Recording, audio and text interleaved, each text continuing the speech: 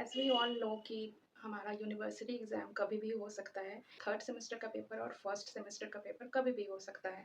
तो इसीलिए उसकी तैयारी के लिए आप लोग का हेल्प करने के लिए आज मैं एक वीडियो लेके आई हूँ, जिस वीडियो में हम लोग देखेंगे कि यूनिवर्सिटी के पेपर में कैसे हम मिनिमम मेहनत करके और अच्छे से आंसर्स को लिख के हाईएस्ट मार्क्स स्कोर कर सकते हैं। इस वीडियो में हम लोग देखेंगे कि हमें एग्ज़ाम्स के टाइम पे क्या-क्या करना चाहिए, क्या नहीं करना चाहिए, आंसर्स को कैसे अटेम्प्ट करना चाहिए और मैं एक सैंपल क्वेश्चन का आंसर देके भी आपको इस वीडियो में दिखाने वाली हूँ। तो प्लीज़ वॉच टिल एंड ताकि आप भी एग्ज़ाम में अच्छे मार्क्स स्कोर हम लोग डिस्कस करेंगे कि हमें एग्ज़ाम के टाइम में क्या-क्या चीज़ करना है और क्या चीज़ें हमें अवॉइड। फर्स्ट पॉइंट इज़ कि हमें क्वेश्चन पेपर्स को थॉरली स्टार्टिंग से एंड तक कम से कम 2 बार अच्छे से। अगला पॉइंट है हमारा टाइम मैनेजमेंट। बहुत बार ऐसा होता है कि हम लॉन्ग आंसर के पीछे रहते हैं और जिसकी वजह से हमारा शॉर्ट आंसर या वेरी शॉर्ट आंसर छूट जाता है, या फिर अगर हम शॉर्ट आंसर पहले अटेम्प्ट करते हैं तो हमारा लॉन्ग आंसर छूट जाता है।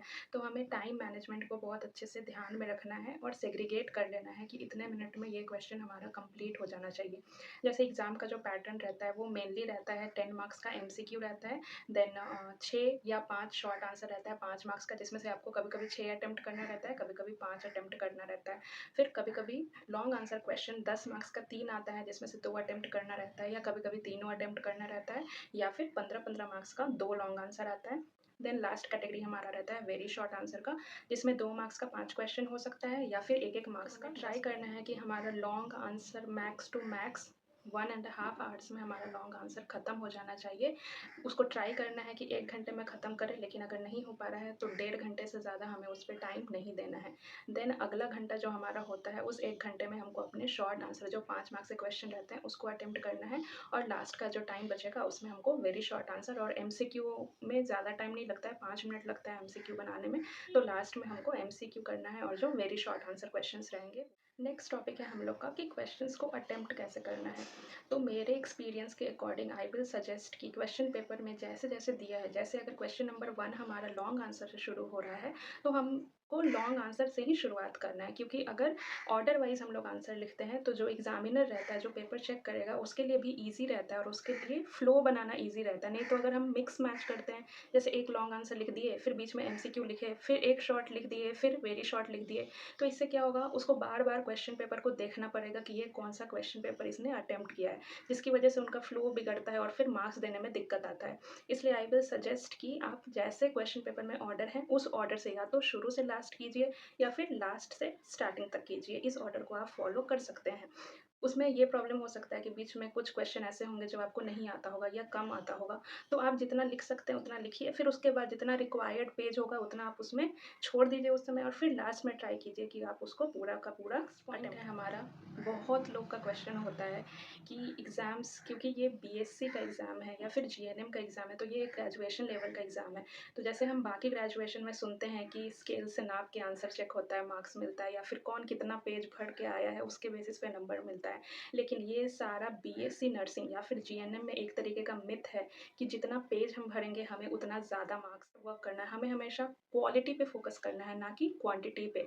अगर 5 मार्क्स का क्वेश्चन आया है, आप उस पे 5 पेज लिख दो, लेकिन उसमें से कोई भी पॉइंट रिलेवेंट नहीं है, तो आपको 0 मार्क्स मिलेंगे उसमें।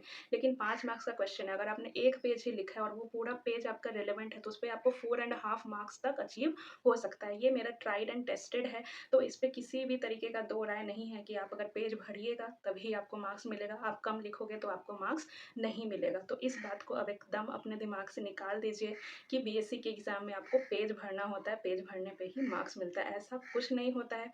मैं एक ट्यूटर भी रह चुकी हूँ और मैंने एग्ज़ाम्स भी दिए हैं, तो आई नो कि कहाँ पे कैसे मार्क्स कटता है, कैसे मार्क्स दिया जाता है, कैसे प्रेज़ेंट करेंगे तो कितना ज़्यादा मार्क्स हम अचीव कर सकते हैं। तो कभी भी क्वांटिटी पे फ़ोकस नहीं करना है हमको, हमेशा अपने आंसर को क्वालिटी बनाना है। ऐसा आंसर होना चाहिए जिस पे एग्ज़ामिनर को वो सारा चीज़ मिल जाए जो वो एक आंसर में। इम्पोर्टेंट बात कि जो आंसर हमको आता है उसी को पूरे टाइम लिखते रहो, इतना लिख दो जितना कि हमारे पास नॉलेज है वो सब उसमें लिख देना है। ऐसा बिल्कुल नहीं करना है। क्वेश्चन में जितना चीज़ पूछा जाए, जितने मार्क्स का पूछा जाए, हमको उसी के अकॉर्डिंग आंसर करना है। अगर 2 मार्क्स का क्वेश्चन है तो उस पे 4 से 5 लाइन बहुत हो गया, उस पे हमको एक-एक पेज नहीं लिख देना है। तो जैसा मार्क्स वैसा हमको आंसर देना है। भले ही आपको उस टॉपिक के बारे में बहुत ज़्यादा वो आता हो, भले ही आप उस चीज़ को कंट्रोल ना कर सकते हो, लेकिन आपको वहाँ पे कंट्रोल करना है। कोई आपके नॉलेज पे सवाल उठाने नहीं आ रहा है, तो हमको वहाँ पे मार्क्स गेन करना है, तो जितना पूछा जाए आंसर भी उतना ही देना है, ताकि हमारा टाइम मैनेजमेंट अच्छे से। मैंने एक सैम्पल क्वेश्चन प्रिपेयर किया है ताकि आपको अच्छे से पता चल सके कि आंसर्स को कैसे लिखना है, ताकि हम ज़्यादा से ज़्यादा मार्क्स को अचीव कर सकें। अगर आपने यहाँ तक वीडियो देख लिया है तो please subscribe to my channel, ताकि मैं आपके लिए और भी अच्छे अच्छे वीडियोज़ अपलोड कर सकूँ। ओके, सो स्टार्ट करते हैं हम लोग। तो यहाँ पे मैंने क्वेश्चन लिया है, define sterilisation, discuss the method of sterilisation. ये नंबर कितने का है, 2 + 8। 2 मार्क्स हो गया हमारा स्टेरिलाइजेशन के डिफिनेशन के लिए, एंड 8 मार्क्स हो गया हमारे जो मेथड्स ऑफ स्टेरिलाइजेशन होंगे उसके लिए। कि आपको अच्छे से दिख रहा होगा। तो इसमें पहले मैंने डिफाइन किया है, तो पहले हमको क्या करना है, मार्जिन छोड़ना है। मार्जिन रहता है पेपर में, तो मार्जिन के उस साइड हमको प्रॉपरली क्वेश्चन नंबर, ये कौन सा क्वेश्चन नंबर है, अगर ये लॉन्ग आंसर है तो हमको ऊपर मेंशन करना है long answer, section A, section B, जो भी सेक्शन का है वो सेक्शन मेंशन करना है, टाइप ऑफ क्वेश्चन मेंशन करना है, एंड देन क्वेश्चन नंबर की ये कौन सा क्वेश्चन है वो क्वेश्चन का नंबर हमको मेंशन करना है।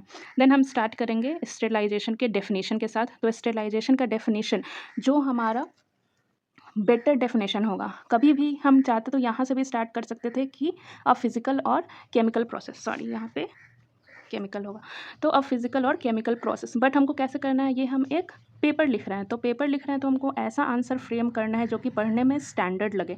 इसलिए मैंने स्टार्ट कैसे किया है, स्टेरिलाइजेशन इज़ डिफाइंड एज, तो ऐसे हमको डेफिनेशन देना है, और जो भी प्रॉपर डेफिनेशन जिसमें सारा चीज़ कवर होना चाहिए वो सारा चीज़ कवर करके हमको इस डेफिनेशन को लिखना है, ठीक है। तो इसमें अगर हम इस तरीके से लिखेंगे तो हमको डेफिनेशन में 2 आउट ऑफ 2 मार्क्स यहाँ पे मिल जाएंगे। मेथड्स ऑफ स्टेरिलाइजेशन, तो मेथड्स ऑफ स्टेरिलाइजेशन में एक फ्लो चार्ट यहाँ पे, तो ये ध्यान में रखना है कि जिस भी क्वेश्चन में हम फ्लो चार्ट या डायग्राम बना सकते हैं वहाँ पे हमको उस वे में रिप्रेजेंट करना है, और ये ट्राई करना है कि हम लोग ब्लैक और ब्लू पेन दोनों का यूज़ करें। ब्लैक पेन को यूज़ करना है हाईलाइट करने के लिए, और ब्लू पेन को यूज़ करना है बॉडी लिखने के लिए।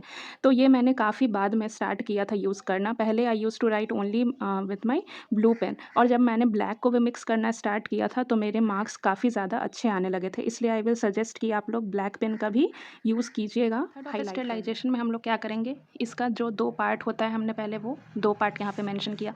आफ्टर दैट फिजिकल मेथड में भी जितना पार्ट होता है वो सारा पार्ट डालेंगे, और उसका अगर कोई सब पार्ट है और अगर वो इम्पॉर्टेंट है, जैसे कि इसमें हमारा ड्राई हीट और मॉइस्ट हीट ये बहुत इंपॉर्टेंट होता है, फिर ऑटोक्लेव पार्ट हमारा बहुत इंपॉर्टेंट होता है, तो हम इसको स्किप नहीं कर सकते हैं, इसलिए हमको ये सारे पार्ट को भी इसमें इंक्लूड करना है। नेक्स्ट हमारा केमिकल मेथड में हमारा जो जो इसका टाइप्स होता है वो सारे टाइप्स को, जो मतलब मेन टाइप होता है, इसके अलावा भी 2 टाइप्स और होते हैं लेकिन वो उतना इंपॉर्टेंट नहीं है, इसलिए हमने बस 5 टाइप को यहाँ पे इंक्लूड किया। जब हमारा फ्लो चार्ट कंप्लीट हो जाएगा फिर हम लोग एक एक करके, जैसे कि यहाँ पे फिजिकल मेथड से स्टार्ट हो रहा है तो एक एक करके हम लोग इसको एक्सप्लेन करना शुरू करेंगे। तो पहले फिजिकल मेथड लिखेंगे, और फिजिकल मेथड के बारे में भी हम एक लाइन लिख सकते हैं, नहीं तो हम उसको स्किप भी कर सकते हैं। उसके बाद फिर जो उसका पार्ट्स है अलग अलग, उसको प्रॉपरली उसका नंबर मेंशन करना है, एंड देन उसको हेडिंग के साथ एक एक लाइन में उसको एक्सप्लेन करना है, क्योंकि ये 8 मार्क्स का है और मेरे पास एक्सप्लेन करने के लिए बहुत सारी चीज़ें हैं, तो हम सबके बारे में ज़्यादा एक्सप्लेन नहीं कर सकते हैं, बस हमको ब्रीफ में हर चीज़ को एक्सप्लेन कर देना है। तो जैसे आप देख सकते हैं कि फिल्ट्रेशन को एक्सप्लेन किया गया है, देन हीट को भी एक एक लाइन में हमको सबको एक्सप्लेन करना है। इसके आगे भी हमारा सब कुछ एक एक लाइन में एक्सप्लेन किया गया है। सिमिलरली मॉइस्ट हीट को भी हम लोग क्या करेंगे, एक एक लाइन में हर चीज़ को एक्सप्लेन करते चलेंगे। यहाँ हमारा फिजिकल मेथड खत्म हो गया। अगला केमिकल मेथड। केमिकल मेथड में भी सेम सबको एक एक लाइन में एक्सप्लेन करते चलेंगे, और ये हमारा, आपको ऐसे लग रहा होगा कि ये बस 2 पेज है, लेकिन आप जब एग्ज़ाम के पेपर में लिखोगे तो ये आराम से आपका 4 से 5 पेज में कवर। देखा कि हमें क्वेश्चन को कैसे अटेम्प्ट करना है, कैसे लिखना है। आई होप कि आपको ये वीडियो हेल्पफुल लगा होगा। अगर आप ऐसी और वीडियोज़ चाहते हैं तो प्लीज़ कमेंट सेक्शन में कमेंट ज़रूर करिएगा कि आपको किस टाइप की वीडियोज़ चाहिए, कॉम्पिटिटिव एग्ज़ाम्स के लिए चाहिए या फिर आपके एग्ज़ाम्स के लिए चाहिए, कौन सा टॉपिक इंपॉर्टेंट होता है, कोई ऐसा टॉपिक है जो आप पढ़ना चाहते हैं, तो please feel free to comment down below. और अगर आपको ये वीडियो अच्छा लगा हो तो please don't forget to subscribe and share it with your friends. मैं आगे भी इस टाइप के एजुकेटिव वीडियोस आपके लिए लाते रहूँगी। Thank you for watching. Bye.